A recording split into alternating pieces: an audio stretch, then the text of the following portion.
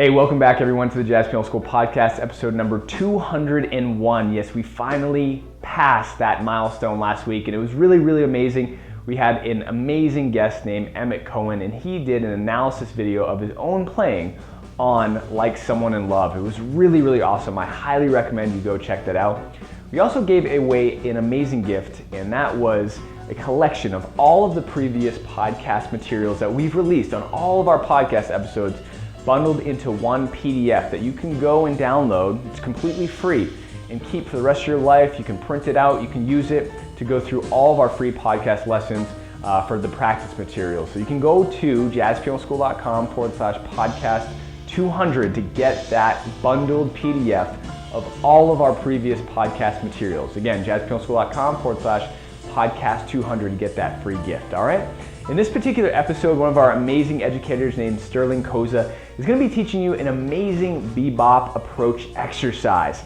Now, bebop approach notes are incredible, and they're sure to transform your playing and elevate your improvisation. So you definitely are going to want to practice this exercise and learn the ins and outs of what Sterling's about to teach you. Okay, with that being said, let's dive right in. Here we go.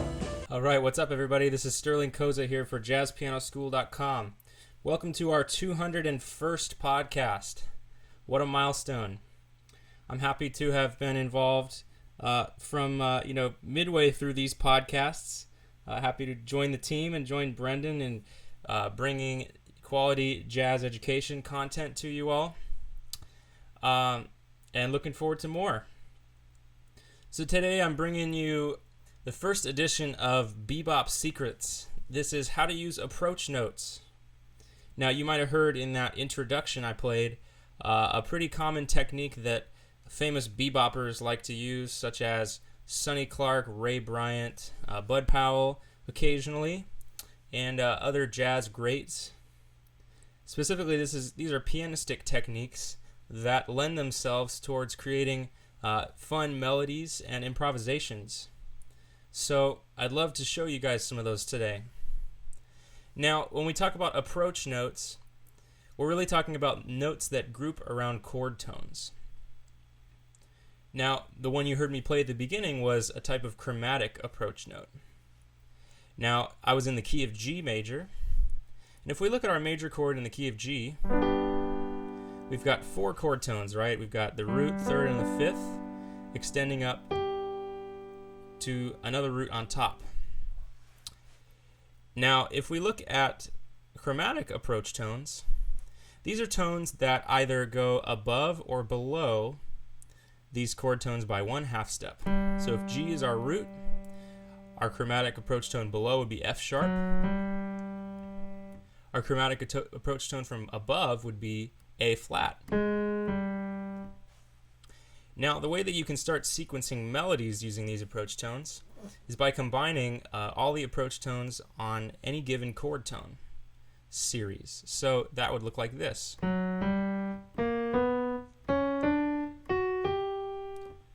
Right, kind of reminds me of the Pink Panther a little bit, actually.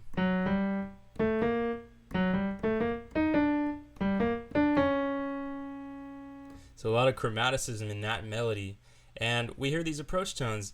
That would actually be in minor, so it would be F sharp up to G, A up to B flat, which is the third, and then down from E flat to D, right? And then down to the flat 5, kind of that ending with that blues sound.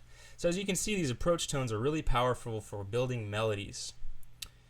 So what I'd recommend is to practice these approach tones. Just get comfortable playing the entire series through those four chord tones. And as we saw with the Pink Panther, this can be done in minor as well. So doing it up and down, you get as fluid as possible with these chord tones. And the more comfortable you get, then you can bump the tempo up a little bit. Now, when you can combine these approach notes, you can start using intervals.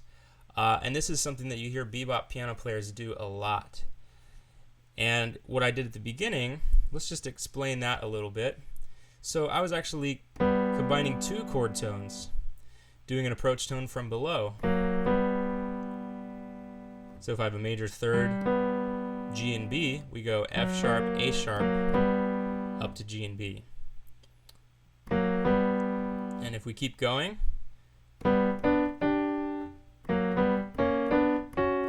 so we're approaching each interval, major third, minor third, and fourth, with its lower neighbor. And the secret here is that there are certain keys that this lays really well in. The first one is G.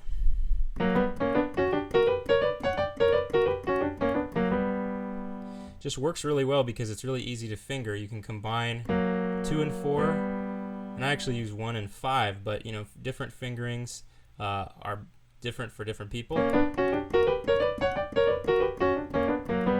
So in the key of G, the lower neighbor approach notes work really well. How about a different key? Another one is F. Now rather than using the lower approach notes, this one I like to use the upper approach notes. So you might hear someone end a tune.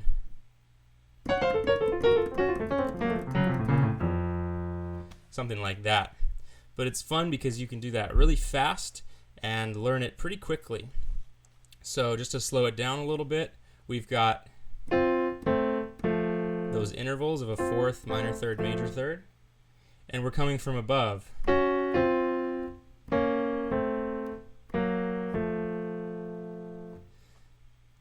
And you can start to add little inflections in between. I actually added a little note.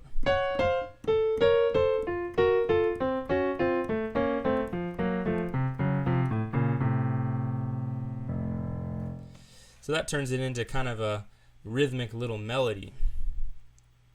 So those are ways that you can use intervals to your advantage with those approach tones. And how can we expand this into our improvising? Well, when we find some keys that are comfortable, you can then start to expand to other keys.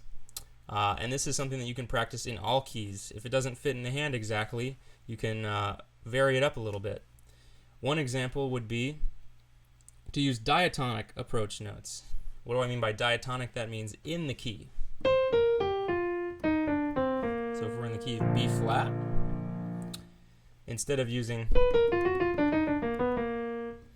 chromatic notes, that's a little cumbersome in that key. I might not do it in B flat just because it's a little harder to execute quickly. But if I'm in B flat major, I might, if I'm playing a tune like, Rhythmening, the Monk tune in B flat rhythm changes, I might play more of a diatonic pattern.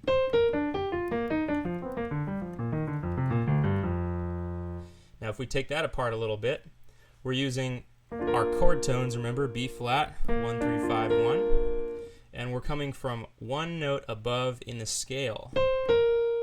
So from B flat we're coming from C, F we're coming from G, D we're coming from E flat, B we're coming from C again, B flat. And just as I did with the intervals, I'm adding a little note in between to make it a pattern.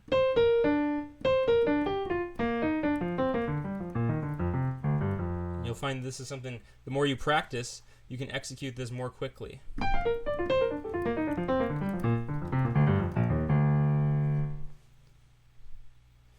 So those are some ways that you can create patterns using those approach tones. And the more comfortable you get with these, the more you can incorporate them into your improvising and get that real bebop sound. So I hope you all enjoyed this edition of Bebop Secrets, and I hope you enjoyed practicing those three things: the chromatic lower and upper neighbor approach notes, the interval approach notes, and the diatonic approach notes. All right, happy practicing. I'll see you next time. All right, I hope you guys enjoyed that episode. Don't forget to subscribe down below because we release a new podcast episode like the one you just saw every single Wednesday on our channel, and a new lick of the week every single Monday. All right, definitely go check out jazzpianoschool.com for all of our free educational materials we have there. And again, if you want that free gift that we were giving away for our 200th celebratory podcast episode, go to jazzpianoschool.com/podcast 200. I hope you have a fantastic day, and as always, happy practicing.